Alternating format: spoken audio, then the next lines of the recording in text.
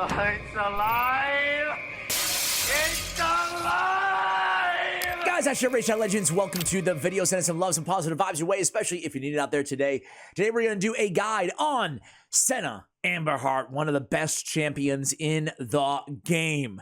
Yeah, I said it. She's a beast, especially in Chimera. I will run you through my main Ultra Nightmare hardest difficulty Chimera clan boss team in today's video, but I want to talk about other areas that you can use her as well.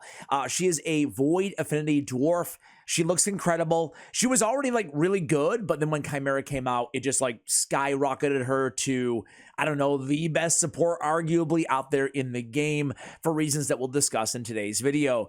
So on her A1, she has Amber Thrust, attacks one enemy, has a 50 or 60% chance to instantly activate a continuous heal buff on each ally. Obviously, that's really incredible, especially how it synergizes with her passive. You can use her on an ally attack team to get extra activations along your battle as well. On the A2, Touch of Gold, we have the increased speed, 2 continuous heals, and the turn meter fill. This is great for Reviver to have in their kit, to have the increased speed with all of that healing, and the turn meter boost makes her very unique. On the Edge of Death, it's a 4-turn AoE revive. Very good to have that short of a cooldown. Then teams up with all allies revived by the skill to attack the enemy with the lowest HP using their default skills. They also get a 50% turn meter with 50% HP. Really nice and unique revive to have that ally attack in there as well. Healing Glow, where it all comes together. Whenever a continuous heal buff activates on an ally, either through her A1 or through the normal course of activation, fills the turn meter of all allies by 5%. So very broken, very broken. I mean, obviously it's a great ability in its own right, but the word all, not that ally by 5% whenever a continuous heal activates. The word all gives you like that compounding interest that we talk about in like stocks and trading, right? It really makes her one of the best, if not the best turn meter boosters in the game, okay? At the end of this champion's turn, increases the duration of a continuous heal buff on a random ally except this champion by 1 turn. Nice addition as well. Speed in all battles by 19%. Fantastic. And then great base speed at 113. The rest of her base stats are okay. Pretty tanky with the defense. 19k HP. Not bad. Okay. So let's talk about how to build her. It's probably pretty obvious to most of you watching, but the best build, no matter where you're going to use her, maybe with the exception of the arena, and she's not a bad arena support champion. She's not like endgame meta, but I know a couple endgame players in top 100 live arena have been experimenting with her, and I'll tell you guys about how and why. Either way, though, 9-piece protection, right? I mean, she's one of those champions that has 3 buffs on 1 ability on a 3-turn cooldown. So with the 9-piece, not only are the buffs going to be protected, which is fantastic, especially in Chimera, but really anywhere, generally speaking, but also getting the ally 15% damage boost off of the 9-piece. So 9-piece is where it's at. Other than that, we just want her as fast as possible to get more turn meter boosting, more continuous heal activation, more of everything that she's doing, and as close to 100% uptime as we can with the increased speed. The Journal of Necrotos is a great relic for her, whereas heals and turn meter increase effects applied to allies are boosted by 15%. So for obvious reasons, this is a fantastic rare relic to have on her. Let's see, Masteries. We have her in a very generic PvE mastery build here. We went down the defense tree. We picked up Retribution and Deterrence because remember, anytime she's attacking or counterattacking or proccing either of these masteries, we have a chance of activating a continuous heal. Thus, we have a chance of getting turn meter boost on all of our allies, right? We ended with War Master just for a little bit of damage out of this champion on her A1 ability. Let me show you quickly the gear that we have on her. It's just my best protection speed gear that I had for Dwarf faction on the accessories. HP, HP, HP. We have speed on the boots with speed ascension stat. We have HP, HP on the chest. We have crit rate, crit damage on the gauntlets. we don't want her to have the lowest crit damage on the team because of Ram form of Chimera. We're looking for speed wherever we can find it here. We might as well just go ahead and glyph this bad boy out, as well as use some of my, let's get a little bit more HP than, oh, come on, man. Oh, come on. Dude, come on. All right, we'll take it. Let's put some speed on there too. Dude. Okay, all right. So total stats are going to be 93k, 342, nice and fast. And that's basically it. She's a fairly easy champion to build. There's no debuffs or anything in her kit, so no need to worry about accuracy. Yeah, that's the build. We're kind of plowing through this video here, guys. I do want to go ahead and show you her on hellhades.com. They give her a 4 overall rating. I don't know if it's been updated since Chimera was released, but I'd say she's a 5. I don't think that's super controversial. Listen, you can really use her pretty much anywhere. Even if people die in Fire Knight, like, you could still do the ally attack, even though, you know, she's not going to be the first champion you think of with a single target hitter on Fire Knight. But outside of that, you can use her as a very competent reviver and turn meter booster anywhere in the game. Even areas like Dark Fae, where she only gets a 2 out of 5. She's still going to be great if you need a reviver and everything that she brings. Increased speed champion, right? She's just exceptionally good.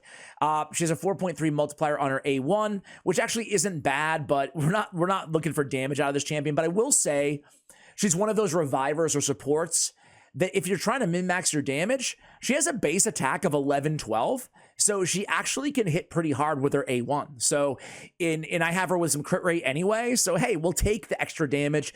It's not going to be anything monumental, but we'll take it. Let me see what they recommend for general PvE. Basically, very close to what we have, right? Hugging the left-hand side of offense. A support build for your consideration with high resist is something that you guys could consider if you want to as well. If you just want her as a reviver, let me guess, timely intervention is going to be our tier 6, and there it is. So that's another, namely, if you just want her for support and you don't care about the extra damage, you're definitely going to want these 2 masteries, Cycle of Revenge and Timely Intervention. And that applies to any reviver on your account, right? We want them to get the turn meter boost when people are dead. So Spirit Haste, it's a nasty little trifecta. Spirit Haste to increase her base speed, Timely Intervention to get her turn meter boosted, and Cycle of Revenge to get the turn meter boosted as well. So those are going to be like the trifecta for your all-out support healer revivers, right? Get out of here, pop-ups. All right, I want to run her in a few different areas before we jump into Chimera. Ice Golem, random team. I put like a few of the newer champions. Stock the Broken. We have Bells the Reckoner, 2 of the newer fusion champions or guaranteed champion, whatever he was. We have Ugo, we have Artak, and we have Senna. And it's great because, like I keep saying, I mean, she's just such a great support. But having the increased speed and the turn meter feel and all the heals, you just don't have to worry about much when she's on the squad. The only thing that she's missing in terms of like an all-around amazing support, and like, this is not me nitpicking, she's incredible, but unlike like a Raka or a Sifi or a Duchess, she doesn't have block debuffs, nor does she have a cleanse. So you still might want a mini cleanser. That's why we have Ugo on the team. But, you know, I mean, it's not the end of the world. She brings so much else in terms of healing, reviving, and turn meter support, right? So I'll come back to you guys when we get to the Ice Golem, but you can see that, you know, I like her with Stock the Broken because he has continuous heals and continuous heal activation, so they actually synergize very well together as well. Generally, Operating Clanfather, other continuous heal champions can pair very well with her. You know what? Screw it. I guess I won't cut. I guess we'll just keep going here at this point, right? We're almost done with this wave. This team is making like pretty quick work, considering we don't really have a huge activation strategy like an Eleanor or a Xavia or a Seer, but we do have stock in Artak. So I'm interested. In a weird way, she's such a good support that on an endgame team like this, if you're in progression mode on your account and you have a Senna, congratulations. You're just going to be using her all over the place, right? But on an endgame account, ironically, she actually slows down the run a little bit, only because she's so good at keeping everybody alive and reviving them if they're dead that we'd actually be a bit better off in terms of speed if it was just Artak just soloing at the end. But she cannot be killed, and she will not stand around and let you kill anybody on the squad either, on her squad. So we'll still make do, right? She's that good in terms of support. With that great turn meter boost, 20% is very good on a 3-turn cooldown, considering everything else she brings, the increased speed, namely, between that and the passive turn meter boost that you get from her. She's, like I said earlier, she's really one of the best boosters, if not the best booster out there in all of Raid, you know? There's a lot of 30% champions. There's a few 30% champions. Our bias has it, but it's on a 4-turn cooldown.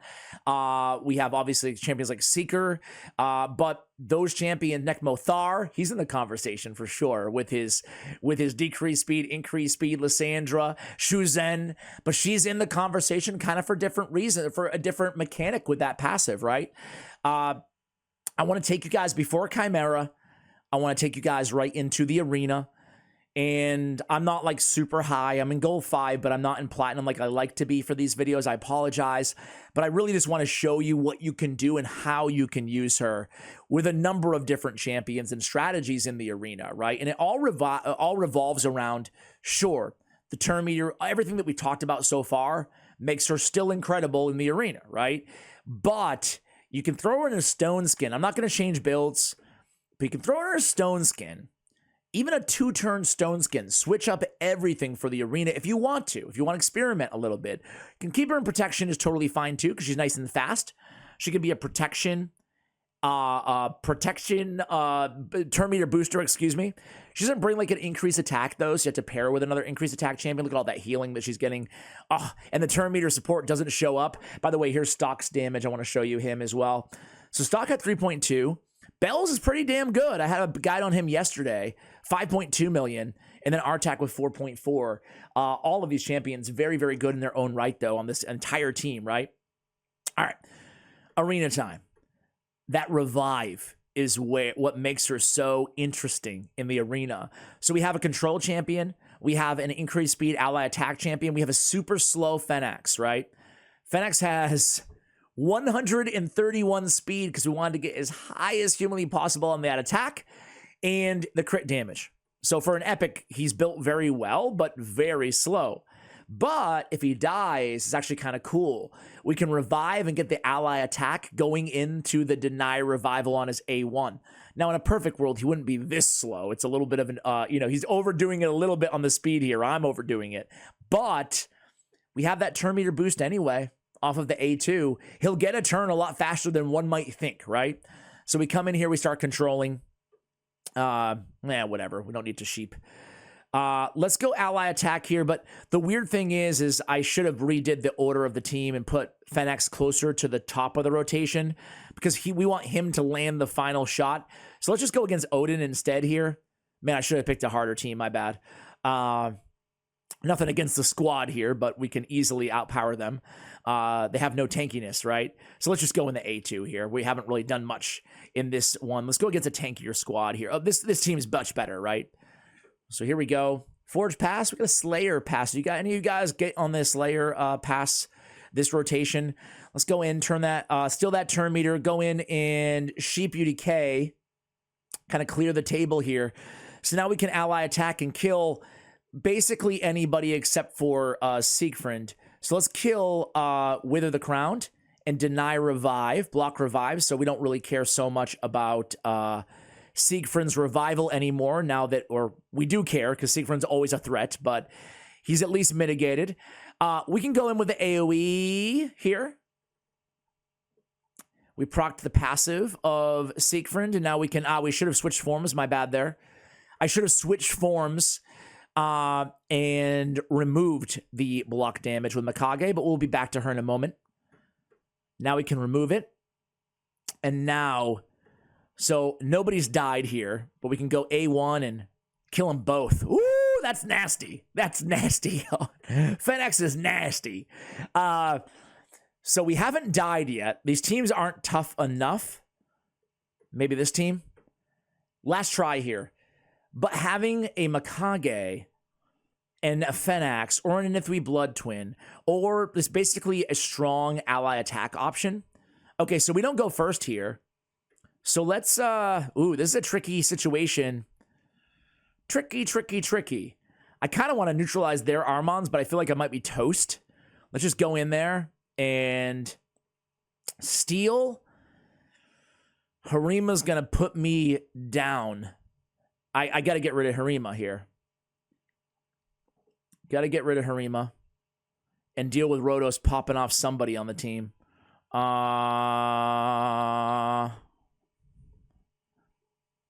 Okay, Fennex down. That's not bad. Ah, that's bad. So, ideally, Fennex would have died. We would have revived him, and then ally attacked. Probably would have been Armons, the champion with the lowest HP, but denied revival with his A1, you know?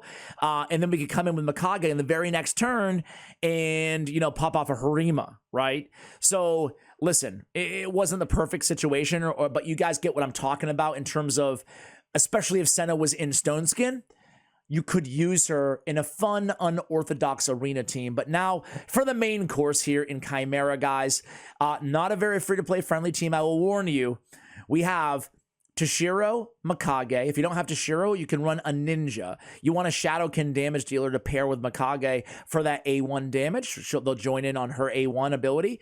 So we have Mikage there, mainly for sure the ally attack and the A1 synergy with Shiro or Ninja, but to extend debuffs on the enemy team. That way we can open up with Androck, going to his second form, dropping our weaken and our decreased resistance, and then switching back forms, and we never have to go back again until the Chimera changes forms. Moreover, Androck is a great pairing with with Senna, because critical hits inflicted by allies fills a turn meter of all allies by 5%. I think that he's probably the second or third best turn meter booster in Chimera personally. Some people are kind of really down on Androck, but I'm a big believer. Moreover, he's a buff extender. This team needs 3 buff extenders. So we have Krisk as our third. So we have Krisk. Our bias works very well in that role as well. He's extending buffs. He's doing everything that Krisk does. Most importantly on this team, decreased speed. He'll be our decreased speed champion.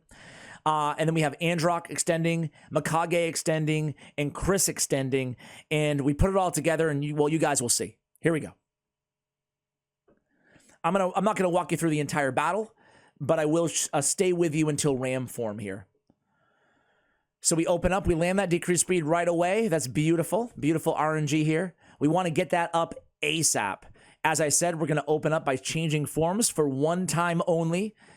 Androck, we place the decreased resistance and the weaken. We're going to open up with the A3 for Toshiro, but then after that, we're going to prioritize the A2. We'll still use the A3 when it's available, but we want the A2. It does more damage against single target. Ninja's good because he has decreased defense on his A1, so we can also be your decreased defense champion.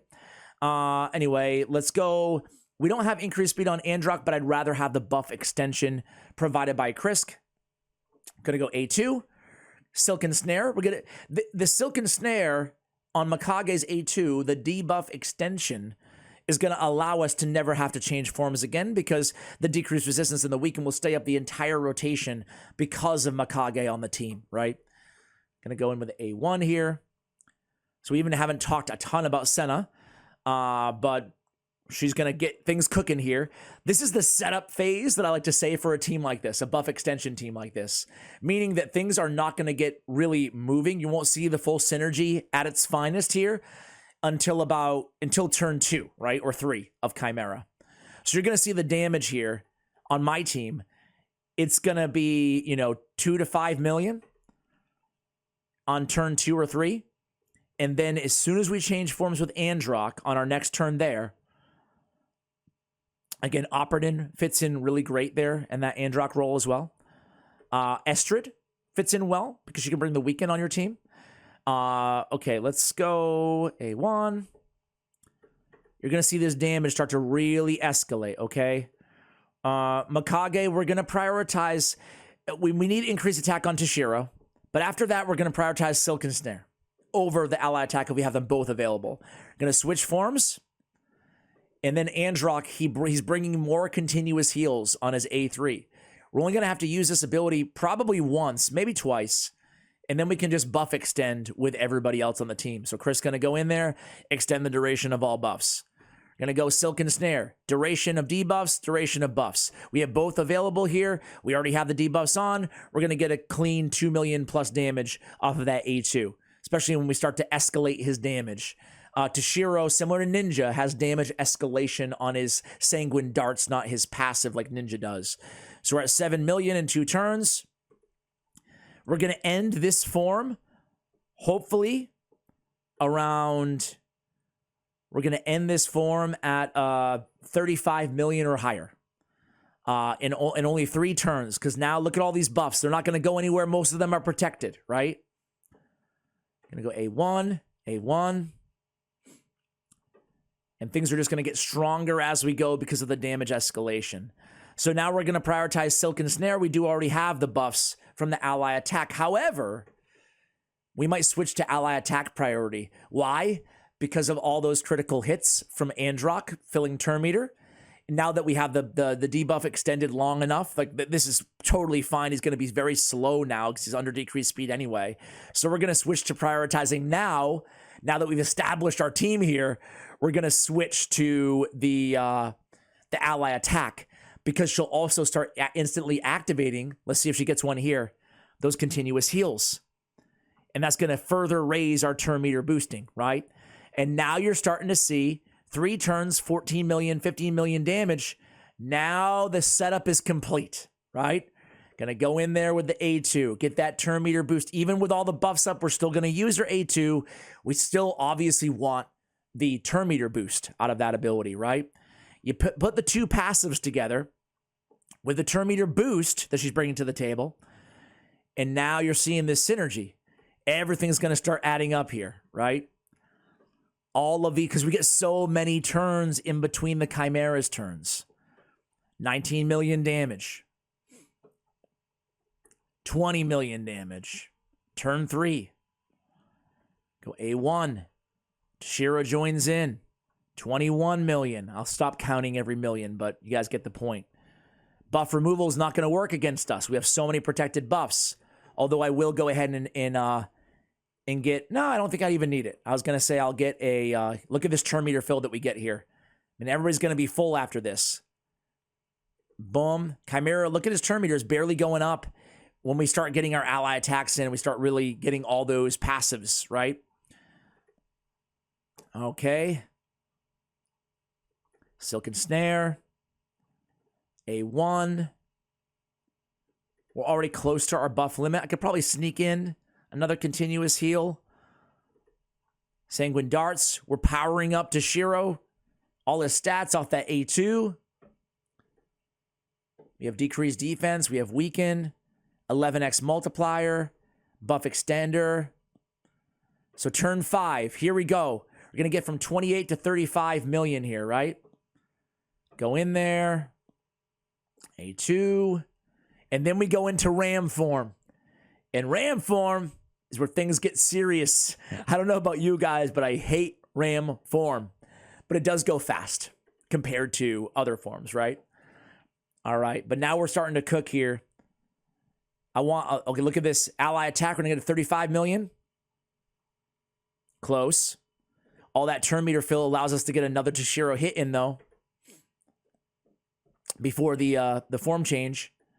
Just an A1, but that takes us right where I said it was going to be. 35 to 40 million. Silken Snare, getting ready for that form change. Now things get deadly. All right. We're going to keep the base form on only Ram form. I used to switch. Try to get trials. What are the trials again for Ram form? Fear, True Fear, increase accuracy, decrease defense, perfect veil. That's cool. Poison, burn, smite, weaken. Okay. So on the first rotation, at least while he has his abilities off cooldown, I've learned now, just chill. Toshiro's not going to die if we keep Androck in his base form. Plus, he's going against Force Affinity, which is kind of oddly nice That way he's not killing himself off the reflect damage, right? Even if he does, though, that's why we have the Reviver on the squad. The only downside is, I'm sure if you have Senna, you've experienced this, but you revive, they go in on the ally attack, and they're dead immediately, right? Let's just refresh. There's a couple buffs I could sneak, or maybe one buff I can sneak in there. All right. He's already on 7 turns. I'm just going to keep Androck base form and sacrifice a little trial here, just to keep things smooth, right? You can tell me if you agree or disagree with that decision. Because he can remove debuffs all over the place. Is it off his passive? I don't know. Maybe I could try to get cute and sneak one in now that he has decreased speed, huh? Let's try. Let's try. The thing is like with the team setup, let's try it though. Here we go. Decrease resistance, weaken. Now with that form change, I get a little worried because all of a sudden we're prone to dying. All right. Or potentially, worst case scenario, wiping. Place to block buffs on him.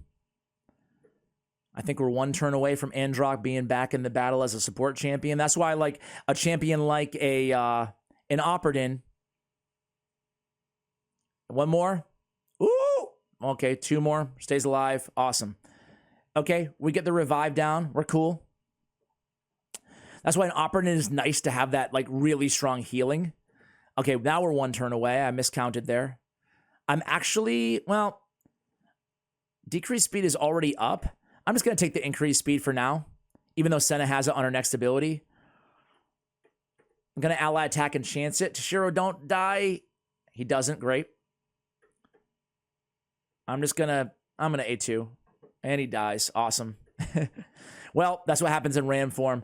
I chanced it there, obviously, and it wasn't ideal because we just revived. Mikage. So now we have to wait 3 turns, which really kind of screws the run. Not totally. If I wanted to like min-max everything, I would reset and not make that mistake again. But it kind of screws things up a little bit here because we want like everybody ready and at their best for the next form change. But I think we're going to be okay, right?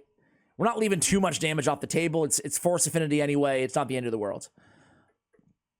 Go in, A1, just kind of cycling our abilities here, making sure, okay, now we can pick him up, and I hope he doesn't die here. Let's see. Weak hit. Nice. All right, so we're good. We're recovered. I'm going to Silken Snare because I don't want Toshiro to die. I'm going to Ally Protect because I don't want Toshiro to die. I'm going to Continuous Heal for the same reason. Toshiro goes in with his A1. We're good. And now we can buff up, get them all healed. I think we can chance an ally attack here. We're good. Ah! Ash, what are you doing, bro? He would have attacked anyway on our A1, so nothing we can do about it, but it's okay. All right. I am going to probably let you guys go because we could be here another 40 minutes here. But you guys kind of get the idea of what we're trying to do here with this team, right? 1 turn away from the revive. Ideally, we'd have him up right now. We can switch forms still with Androck, kind of rinse and repeat, right? And then we'll set everything up all over again. We will go A2, sure. And now we have the revival up. So now we'll go back in with the A3. We'll wait a turn or 2. We'll get back in there again with Androck. And it's nice, too, because Androck right now will remove that increased speed. Place the block buffs instead. We can get healing down, increase speed, and we just kind of rinse and repeat here. Place those debuffs back up. So, guys, I'll come back to you to the end of this run, and we'll see how we do. Sorry, I felt like that was a lot longer than it needed to be, but hopefully I walked you guys through kind of the thought process. And obviously, odds are you don't have all these champions. I understand that. But at least thinking about how different skills and different abilities and champions can synergize together to take advantage of Chimera, which can be a very challenging fight. I'll be right back at the end. We'll see how we do. All right, guys. So we are back, and you may have noticed I did not change my clothes. It's the next day. I did not have time to finish my manual run, but we came back. We did it today. So I did my Nightmare and my Ultra Nightmare on Ultra Nightmare with the team using the same strategy that we outlined yesterday or 2 seconds ago for you. Was able to knock out 8 trials, was able to get 224 million damage, a total of 290 million damage out of the team, all based on all of that turn meter synergy, the buff extension, everything that I spoke about. I will note, too, on Viper form, I did not end up taking Androck to his alternate form because my team wiped once. That's why I couldn't finish the video yesterday. But here you go. Again, this is the total stats here, and it's all on the back, on the shoulders, I should say, of Senna, right? She carries this team, revives, when needed along the way as well. I did the same team, same strategy on Nightmare as well, and we got 390 million with 6 trials complete. I just missed that 7th trial. It's weird how I got 8 on the Ultra Nightmare, and then I only landed 6 there on the Nightmare. However, I did end up getting 110 more million damage. So yeah, Senna is an absolute monster, guys. Thank you for watching this guide. I appreciate it. Keep the champion guide requests coming in the comments below, and I apologize that this one was so endgamey when it comes to the Chimera teams, but she can help any team out. That turn meter fill is going to work because she brings her own turn meter and she brings her own continuous heals to synergize with the all turn meter increase on the passive.